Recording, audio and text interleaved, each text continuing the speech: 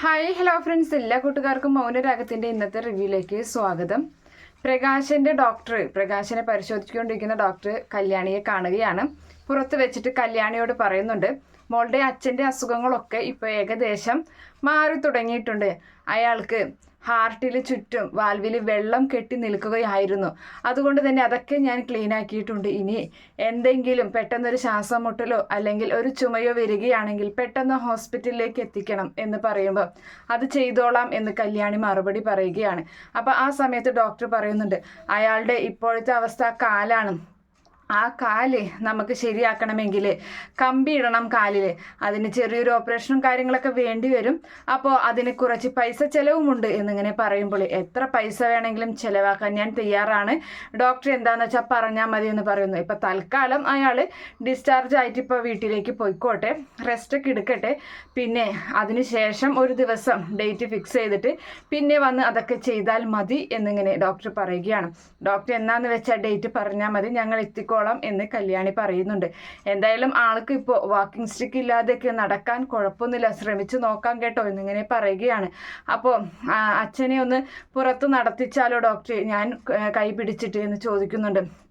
അതിനെന്താ ആയിക്കോട്ടെ, അച്ഛന് വലിയ ആഗ്രഹമുണ്ട് പുറത്തൊക്കെ ഇറങ്ങി നടക്കാനായിട്ട്, ഈ ഒരു കിടപ്പ് തന്നെയല്ലേ എന്ന് പറയാണ്. അത് കുഴപ്പമില്ല, ഇടവഴിയിലൂടെ പതുക്കെ നടത്തിച്ച് നോക്കിക്കോ എന്ന് ഡോക്ടർ പറയുകയാണ്. അപ്പോൾ ശരി ഡോക്ടർ എന്നും പറഞ്ഞിട്ട് കല്യാണി അവിടെ നിന്നും പോവുകയാണ്. നേരെ പ്രകാശൻ്റെ അരികിലേക്ക് ചെല്ലുകയാണ്. അങ്ങനെ പ്രകാശനോട് പറയുന്നുണ്ട്, അച്ഛ ഡോക്ടർ കണ്ടായിരുന്നു, ഇപ്പം അച്ഛന് ഒരു കുഴപ്പവും ഇല്ലെന്ന് പറഞ്ഞു. കാലിൽ കമ്പി ഇടേണ്ട കാര്യം ഡോക്ടർ പറഞ്ഞിട്ടുണ്ട്, കുറച്ച് പൈസ ചിലവുണ്ട്, അത് കുഴപ്പമില്ല, നമുക്ക് എന്തായാലും അത് ചെയ്യാം അച്ഛ എന്ന് പറയുമ്പോൾ, വേണ്ട മോളെ എനിക്ക് അങ്ങനെയൊന്നും ചെയ്യണ്ട. അപ്പോൾ അതിനെന്താ വെച്ചാൽ എൻ്റെ കയ്യിലിപ്പോൾ ഇട്ട് മൂടാനുള്ള പണമുണ്ട്. ഞങ്ങളുടെ ബിസിനസ് എന്ന് പറയുന്നത് ഏറ്റവും വലിയ നല്ലൊരു ഈ ഇതിൽ തന്നെ ഏറ്റവും വലിയൊരു നല്ലൊരു കമ്പനി തന്നെയാണ്. എനിക്ക് ഇൻറ്റീരിയർ വർക്കൊക്കെ ഒരുപാട് കിട്ടുന്നുണ്ട്. അതുകൊണ്ട് തന്നെ എനിക്ക് കിരണേട്ടൻ സാലറി ആയിട്ട് ഒരു എമൗണ്ട് തരികയും ചെയ്യുന്നുണ്ട്. അപ്പോൾ അതുകൊണ്ട് എന്തായാലും ഞാൻ കിരണേട്ടനോട് ചോദിക്കാതെ ഒന്നും ചെയ്യുന്നില്ല. ചോദിച്ചിട്ട് ഞാൻ എന്തായാലും നമുക്ക് എന്തായാലും അത് ചെയ്യാം. അച്ഛനപ്പോൾ ഒറ്റയ്ക്ക് നടക്കുകയും ചെയ്യാമല്ലോ. ഇനിയിപ്പോൾ ഈ വാക്കിംഗ് സ്റ്റിക്കിൻ്റെ ആവശ്യമൊന്നും വരില്ല എന്ന് പറയാണ്. വേണ്ട മോളെ, അതിൻ്റെ ആവശ്യമില്ല. കാരണം നിങ്ങൾ കഷ്ടപ്പെട്ടുണ്ടാക്കിയ നിങ്ങളുടെ പണം, നിങ്ങളുടെ സ്വത്തുക്കളാണ്. അത് ഒരു പൈസ പോലും ഈ അച്ഛന് വേണ്ടി ചെലവാക്കുന്നതിൽ എനിക്ക് താല്പര്യമില്ല എന്ന് പറയുകയാണ്. അച്ഛൻ എന്തിനാ അങ്ങനെയൊക്കെ ചിന്തിക്കുന്നത്? എനിക്ക് കുറേ ജോലി, ഇഷ്ടം പോലെ ജോലി വർക്കുകളൊക്കെ കിട്ടുന്നുണ്ട്. സത്യത്തിൽ ചെയ്ത് തീർക്കാനൊരു സമയമില്ലെന്ന് വേണം പറയാനായിട്ട്. എങ്കിലും നല്ല പ്രോഫിറ്റ് ഉണ്ട് അച്ഛൻ വിചാരിക്കുന്ന പോലെയൊന്നല്ല എന്ന് പറയുകയാണ്. അപ്പോൾ ആ സമയത്ത് മോളുടെ മനസ്സ് തന്നെയാണ് മോള്, എങ്കിലും മോൾ എത്രയോ ഞാൻ ദ്രോഹിച്ചിരിക്കുന്നു, എന്നിട്ട് മോൾ ഇങ്ങനെ എൻ്റെ കൂടെ നിൽക്കുന്നില്ലേ? എനിക്കതൊക്കെ കാണുമ്പോൾ തന്നെ കണ്ണ് നിറയുകയാണ് മോളെ. പിന്നെ തന്നെയല്ല, എൻ്റെ പെൺമക്കളെല്ലാവരും എൻ്റെ കൂടെ തന്നെയുണ്ട്.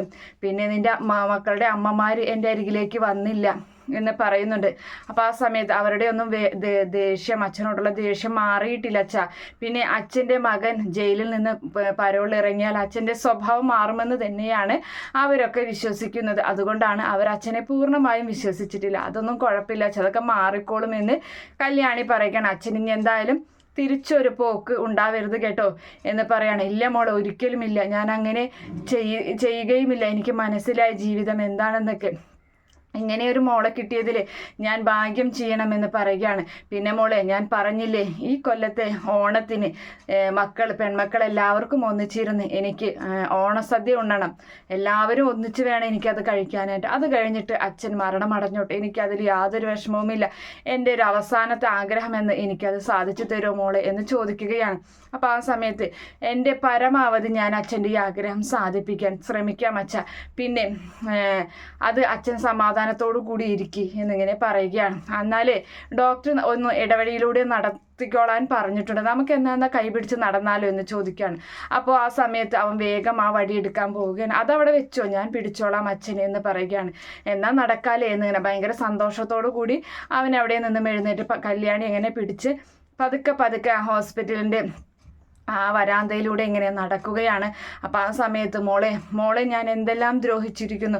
മോൾക്ക് ഓർമ്മയുണ്ടോ, നമ്മുടെ വീടിൻ്റെ വളരെ ചെറുപ്പത്തിൽ തന്നെ മോളെ ഞാൻ ഒരുപാട് ദ്രോഹിച്ചിട്ടുണ്ട്. മോൾക്കത് ഓർമ്മയുണ്ടാകില്ല, പക്ഷേ മോളുടെ അമ്മയ്ക്ക് അത് കൃത്യമായി ഓർത്തെടുക്കാൻ പറ്റും. അതുകൊണ്ടാണ് അവർക്കൊന്നും എന്നെ അംഗീകരിക്കാൻ പറ്റാത്തത്.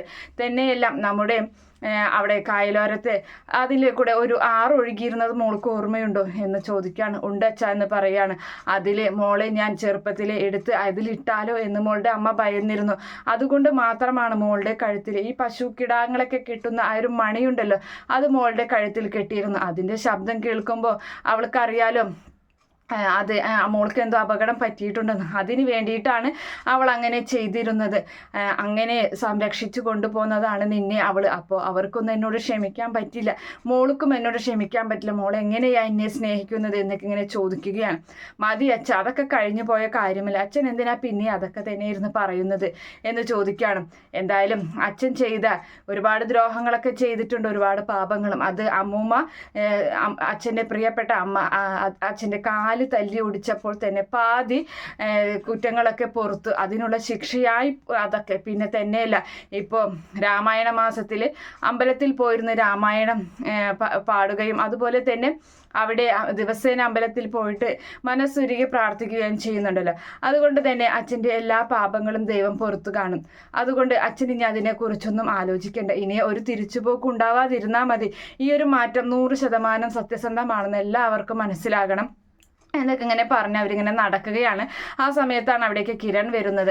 അപ്പം കിരൺ ചോദിക്കുന്നുണ്ട്, ആഹാ നടന്നു തുടങ്ങിയോ എന്ന് ചോദിക്കുകയാണ്. അപ്പം കല്യാണി പറയുന്നുണ്ട്, ഡോക്ടർ പറഞ്ഞായിരുന്നു നടക്കാനായിട്ട് എന്ന് പറയുമ്പോഴും നമ്മുടെ കിരൺ പറയുകയാണ്, അതെ ഇവളല്ല മറ്റൊരാളാണ് നിങ്ങളുടെ മകളെങ്കിൽ ഇപ്പോൾ ഒരു പക്ഷേ ഡോക്ടർക്ക് കൈക്കൂലി കൊടുത്ത് മരുന്ന് മാറ്റി കുത്തി കൊടുത്തേനെ, അപ്പോൾ നിങ്ങളുടെ ജീവൻ എടുത്തേനെ. ഇവളായതുകൊണ്ടാണ് ഇങ്ങനെയെന്ന് പറയുമ്പോൾ മോളുടെ മനസ്സിൻ്റെ വലിപ്പം എനിക്ക് ഒരുപാട് മനസ്സിലായിട്ടുണ്ട് മോൻ എൻ്റെ മരുമകൻ വന്നു എന്നൊക്കെ അതിൻ്റെ ഇടയിൽ കല്യാണി പറയുന്നുണ്ട്. അപ്പോൾ ആ മരുമകൻ ഒരു നേരത്തെ ഭക്ഷണം വിളിച്ചിരുത്ത് എനിക്ക് കൊടുക്കാൻ സാധിച്ചിട്ടില്ല എന്നൊക്കെ പ്രകാശനും സങ്കടപ്പെടുന്നുണ്ട്. അങ്ങനെ ആ സമയത്ത് എന്തായാലും കല്യാണി ഒരു കാര്യം ചെയ്യും, ഇനിയിപ്പോൾ പോയി വീട്ടിൽ പോയി ഒന്ന് ഫ്രഷ് ആയിട്ടൊക്കെ വാ, ഞാനിവിടെ ഇരുന്നോളാം കുറച്ച് നേരം എന്ന് നമ്മുടെ കിരൺ പറയുകയാണ്. അങ്ങനെ ആ സമയത്ത് കല്യാണിയാണെങ്കിൽ എന്നാൽ ശരി അച്ഛൻ വാ നമുക്ക് റൂമിൽ പോയി കിടക്കാമെന്നും പറഞ്ഞ് പിടിച്ചുകൊണ്ട് പോവുകയാണ്. അപ്പോൾ കിരൺ പറയുന്നുണ്ട്, എൻ്റെ അച്ഛനെയും അമ്മയെയും രക്ഷിച്ചത് നിങ്ങളാണ്. ആ ഒരു കടപ്പാട്, ആ ഒരു നന്ദി എനിക്ക് നിങ്ങളോടുണ്ട്. അതുകൊണ്ട് ഒരിക്കലും ഇനി ഒരു തിരിച്ചുപോക്ക് ഉണ്ടാവരുത് കേട്ടോ എന്നൊക്കെ എന്നെ വീണ്ടും പറയുകയാണ്. അപ്പം ഇല്ല മോനെ എന്ന് പറഞ്ഞിട്ട് അങ്ങനെ കല്യാണി റൂമിൽ കൊണ്ട് പ്രകാശനെ കിടത്തുകയാണ്. അതിനുശേഷം കാണിക്കുന്നത് നമ്മുടെ ദീപയെയും ലക്ഷ്മി അമ്മയെയുമാണ്. അങ്ങനെ ലക്ഷ്മി അമ്മയ്ക്ക് ചായ കൊണ്ടു കൊടുക്കുകയാണ് ദീപ. ആ സമയത്ത് ലക്ഷ്മി അമ്മ പറയുന്നുണ്ട്, കല്യാണി മോള് അവിടെ തന്നെയാണല്ലേ, അയാൾ ശുശ്രൂഷിച്ച് അവിടെ തന്നെ നിൽക്കുകയാണല്ലേ എന്ന് ചോദിക്കുകയാണ്. അപ്പം മോളുടെ സ്വഭാവം അങ്ങനെയാണ്. മോള് ഒരുപാട് സ്നേഹിച്ചതാണ് അച്ഛനെ. ചെറുപ്പത്തിൽ മോളെ ചേർത്ത് മോളെ ഒന്ന് അയാളൊന്ന് വിളിക്കാൻ വേണ്ടിയിട്ട്, അതുപോലെ തിരിച്ചച്ഛ എന്ന് വിളിക്കാൻ വേണ്ടിയിട്ട് കല്യാണി മോൾ ഒരുപാട് ആഗ്രഹിച്ചതാണ്. പക്ഷേ അന്ന് അതൊന്നും നടന്നിട്ടില്ല. അയാൾ ചെയ്ത ക്രൂരതകളൊക്കെ ഒരുപാടാണ്. അങ്ങനെ ആ സമയത്താണ് മോള് അയാളെ പൂർണ്ണമായും വെറുത്തതും അതുപോലെ തന്നെ അയാളെ തള്ളിക്കളഞ്ഞതും വിക്രത്തിൻ്റെ അച്ഛൻ എന്ന വിളിപ്പേര് അയാൾക്ക് ഇട്ടതും. പക്ഷെ ഇപ്പോൾ എനിക്ക് തോന്നുന്നത് മനസ്സിൻ്റെ ഉള്ളിൻ്റെ ഉള്ളിൽ കല്യാണി മോൾക്ക് അയാളോട് സ്നേഹമുണ്ടായിരുന്നു. അതുകൊണ്ടാണല്ലോ ഇത്രയും പെട്ടെന്ന് അയാളെ സ്നേഹിച്ചു തുടങ്ങിയത് എന്നൊക്കെ ഇങ്ങനെ പറയുകയാണ്. ആ സമയത്ത് തന്നെ അവിടേക്ക് കല്യാണി വരുന്നുണ്ട്. അച്ഛൻ്റെ സ്ഥിതിയെക്കുറിച്ച് കല്യാണി പറയുകയാണ്, ഇപ്പോൾ കുഴപ്പമൊന്നുമില്ല, ഞാൻ കൈപിടിച്ച് നടത്തിയായിരുന്നു എന്ന് പറയുകയാണ്. അപ്പോൾ കല്യാണി പറയുന്നുണ്ട്, ഞാനൊരു കാര്യം പറയട്ടെ എന്നിങ്ങനെ പറയുമ്പോൾ നിങ്ങളത് അനുസരിക്കുമോ എന്ന് ചോദിക്കുകയാണ്. എടുത്ത വഴിക്ക് ലക്ഷ്മി അമ്മ പറയുന്നുണ്ട്, അതെ അയാളെ ചെന്ന് കാണണം എന്നാണ് മോള് പറയാൻ പോകുന്നതെങ്കിൽ അത് നടക്കില്ല കേട്ടോ എന്ന് പറയുന്നുണ്ട്. അപ്പോൾ അതെന്താ ലക്ഷ്മി അമ്മ അങ്ങനെ, അച്ഛനിപ്പോൾ പൂർണ്ണമായിട്ടും മാറിയിട്ടുണ്ട്, നിനക്ക് മാറിയിട്ടുണ്ടെന്നൊക്കെ തോന്നും, നീ കാരണമാണ് ഇപ്പോൾ കാദംബരിയും കാർത്തികയും അയാളെ സ്നേഹിക്കുന്നത് തന്നെ. അയാളെ എപ്പോഴാണ് തിരിച്ചു കൊത്താന്ന് പറയാൻ പറ്റില്ല കേട്ടോ മോളെ. അങ്ങനെ എന്തെങ്കിലും ചെയ്തു കഴിഞ്ഞു കഴിഞ്ഞാൽ നിനക്കത് തീരാ ദുഃഖമായി മാറും. നീ കാരണമാണ് അങ്ങനെ ഒരു അപകടം വരാൻ പോകുന്നതെന്ന് പറയുമ്പോൾ ഒരിക്കലും ഇല്ല ലക്ഷ്മി അമ്മ, എനിക്ക് ചെറുപ്പത്തിലേ തുടങ്ങിയുള്ളൊരു അനുഗ്രഹം എനിക്കുണ്ട്. വേറൊന്നല്ല, നമ്മുടെ അരികിലേക്ക് വരുന്നവർ അതൊരു വിഷപ്പാമ്പാണെങ്കിൽ അവരുടെ മനസ്സ് ശുദ്ധമല്ലെങ്കിൽ എനിക്കത് കൃത്യമായി മനസ്സിലാക്കാൻ കഴിയും. പക്ഷെ അച്ഛനിപ്പോൾ അതിൻ്റെ അരികിലേക്ക് വരുമ്പോൾ എനിക്ക് അങ്ങനെ തോന്നുന്നു പോലുമില്ല. അച്ഛൻ്റെ മാറ്റം പൂർണ്ണമായും ശരിയായിരിക്കും. നിങ്ങൾ ഈ പറയുന്നത് പോലെ അച്ഛൻ്റെ മാറ്റം പൂർണ്ണമാണെങ്കിൽ അച്ഛൻ്റെ ഏറ്റവും വലിയ ആഗ്രഹം എന്ന് പറയുന്നത് ഇപ്രാവശ്യം ഓണത്തിന് എല്ലാവരും ഒന്നിച്ച് ഭക്ഷണം കഴിക്കുക എന്നതാണ്. അത് അച്ഛന് സാധിച്ചു കൊടുക്കാം. അത് സാധിച്ചു കൊടുത്തില്ല എന്നുണ്ടെങ്കിൽ ഒരു പക്ഷേ എനിക്ക് തോന്നുന്നത് അടുത്ത ഓണത്തിനാകുമ്പോഴേക്കും അച്ഛനൊന്നും ഉണ്ടാകുമെന്ന് എനിക്ക് തോന്നുന്നില്ല. ഈ ആഗ്രഹം സാധിച്ചില്ല എങ്കിൽ അത് നമുക്ക് തീരാ ദുഃഖം തന്നെയായിരിക്കും കേട്ടോ എന്നും പറഞ്ഞ് നമ്മുടെ കല്യാണി അകത്തേക്ക് പോവുകയാണ്. അതിനുശേഷം ലക്ഷ്മി അമ്മയും ദീപയും കൂടി മുഖത്തോട് മുഖം നോക്കിയിരിക്കുകയാണ്. അവൾ പറഞ്ഞതൊക്കെ ശരിയായിരിക്കും ആവോ അറിയില്ല എന്നൊക്കെ ഇങ്ങനെ പറഞ്ഞു നിൽക്കുന്നുണ്ട്. അങ്ങനെ അതിനുശേഷം കാണിക്കുന്നത് നമ്മുടെ വിക്രവും ഗംഗപ്രസാദും കൂടിയിട്ട് സംസാരിച്ചുകൊണ്ടിരിക്കുകയാണ്. വിക്രം പറയുന്നുണ്ട്, അതില്ലേ ഗംഗേട്ടാ, എനിക്ക് എന്തായാലും എത്രയും വേഗം ഓണത്തിന് മുമ്പ് എനിക്ക് പുറത്തിറങ്ങാൻ പറ്റിയില്ലെങ്കിൽ ഞാൻ സത്യമായും ജയിലിൽ ചാടും കേട്ടോ എന്ന് പറയാണ്. അപ്പൊ ഗംഗ പറയുന്നുണ്ട്, എടാ ഞാൻ അവിടെ ജനലിൽ തുരുമ്പ് പിടിക്കാൻ വേണ്ടിയിട്ട് ഓരോന്ന് അടിച്ചുകൊണ്ടിരിക്കുകയാണ്, നീ അതൊന്നും പറിച്ചിളക്കി അതിൽ കൂടെ ഒന്നും ചാടാൻ പറ്റില്ല കേട്ടോ എന്ന് പറയുകയാണ്. അപ്പോഴേക്കും അവിടേക്ക് രാഹുലും വരുന്നുണ്ട്. അപ്പൊ ആ സമയത്ത് അപ്പോൾ പറയുകയാണ്, എന്തായാലും എനിക്ക് ഓണത്തിന് മുമ്പ് തന്നെ പുറത്തിറങ്ങണം എന്ന് പറയുന്നുണ്ട്. അപ്പോഴേക്കും അവിടേക്ക് പോലീസ് വന്നിട്ട് പറയാണ്, എടാ നിന്റെ ആഗ്രഹം പോലെ തന്നെ എല്ലാം നടക്കുന്നുണ്ടടാ, നിനക്ക് എന്തായാലും പരോള് കിട്ടി, നീ വേഗം എന്തായാലും റെഡി ആയിട്ട് ആയോ, പിന്നെ നീ പുറത്തിറങ്ങിക്കഴിഞ്ഞാൽ ഇതുപോലെ തന്നെ നീ തിരികെ വരണം കേട്ടോ, ആരുടെയും തലക്കടിക്കാനോ കൊല്ലാനോ കുത്താനോ നിൽക്കാതെ ഇതുപോലെ തന്നെ തിരികെ വരണം എന്നിങ്ങനെ പറയുകയാണ്.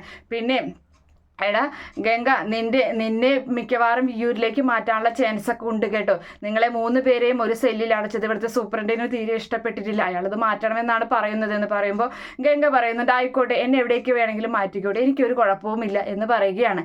അങ്ങനെ ആ സമയത്ത് അവിടെ നിന്നും പോലീസ് പോയതിന് ശേഷം നമ്മുടെ വിക്രം പറയുന്നുണ്ട്, അതെ എന്തായാലും ഞാൻ പുറത്തിറങ്ങിയതിന് ശേഷം അയാൾ പറഞ്ഞതുപോലെ തന്നെ നല്ല രീതിയിൽ തന്നെ കാര്യങ്ങൾ നടത്തും. അപ്പം രാഹുലും ഫുൾ സപ്പോർട്ട് കൊടുക്കുകയാണ്. അങ്ങനെ എന്നാൽ ഞാൻ പോട്ടെ എന്നും പറഞ്ഞിട്ട് അവിടെ നിന്നും പോവുകയാണ് വിക്രം. അതിനുശേഷം വിക്രം പുറത്തിറങ്ങിയിട്ട് കൂട്ടുകാരന്മാരെ കാണുന്നുണ്ട്. കൂട്ടുകാരന്മാർ ചോദിക്കുന്നുണ്ട്, എന്താ ഞങ്ങളുടെ സഹായം നിങ്ങൾക്ക് വേണ്ടത്, എന്താ ഞങ്ങൾ ചെയ്യേണ്ടതെന്ന് ചോദിക്കുമ്പോൾ, ഒന്നും ചെയ്യേണ്ട, നിങ്ങളുടെ ആ വണ്ടി എനിക്കൊന്ന് തന്നാൽ മതി. എടാ ഇത്രയും വലിയ ചെന്നൈ വിറപ്പിച്ച ആളാണ് ആ ഗംഗപ്രസാദ്, അയാളേക്ക് കിരണിനെ ഒന്നും ചെയ്യാൻ സാധിച്ചിട്ടില്ല, അതുകൊണ്ട് നീ ഒന്ന് ശ്രദ്ധിക്കണം കേട്ടോ. എടാ മനസ്സിന് ധൈര്യം ഉണ്ടായാൽ മതി ഒരു ഗുണ്ടയാവണമെങ്കിൽ, അതുകൊണ്ട് തന്നെ എനിക്ക് ആ ഒരു ധൈര്യവും കാര്യങ്ങളും എൻ്റെ മനസ്സിന് കൃത്യമായി തന്നെയുണ്ട്, അതുകൊണ്ട് എനിക്ക് ഒരാളെ പേടിക്കേണ്ട ആവശ്യമില്ല, എന്തായാലും ഞാൻ വണ്ടി എടുക്കുന്നുണ്ട് കേട്ടോ എന്നും പറഞ്ഞ് ആ വണ്ടിയും എടുത്ത് ഹെൽമെറ്റും ധരിച്ച് നമ്മുടെ വിക്രം അവിടെ നിന്ന് പോവുകയാണ്. അങ്ങനെ അതിനുശേഷമാണെങ്കിൽ നമ്മുടെ കാർത്തികയും കല്യാണിയും കൂടി എന്തോ കടയിലൊക്കെ പോയിട്ട് കയ്യിൽ കവറൊക്കെ പിടിച്ചിട്ട് റോഡ് ക്രോസ് ചെയ്യുന്നുണ്ട്. വിക്രം കുറച്ച് ദൂരെ മാറി നിന്ന് അവരെ തന്നെ നോക്കി നിൽക്കുകയാണ്. എന്തായാലും അവരെ ഫോളോ ചെയ്ത് വീട്ടിലേക്ക് എത്തിയിട്ട് വീട്ടിൽ വെച്ചിട്ടാണ് അവരെ അപകടപ്പെടുത്താൻ കല്യാണിയെ വണ്ടി കൊണ്ട് തട്ടിയിടുകയും അതുപോലെ തന്നെ വലിയ ഇരുമ്പ് വടി എടുത്ത് കാർത്തികയുടെ തലക്കടിക്കാൻ ശ്രമിക്കുമ്പോൾ കാർത്തിക തല കുമ്പിട്ട് അങ്ങനെ തലക്കടി കിട്ടാതെ നിൽക്കുന്നതും എന്തൊക്കെയാകും എന്നുള്ളത് എന്തായാലും നാളത്തെ ഭാഗത്തിൽ കാണും. ഈ റിവ്യൂ ഇഷ്ടപ്പെടുകയാണെങ്കിൽ ഈ ചാനൽ ഒന്ന് സബ്സ്ക്രൈബ് ചെയ്ത് സപ്പോർട്ട് ചെയ്യുക. Okay friends, bye, thank U.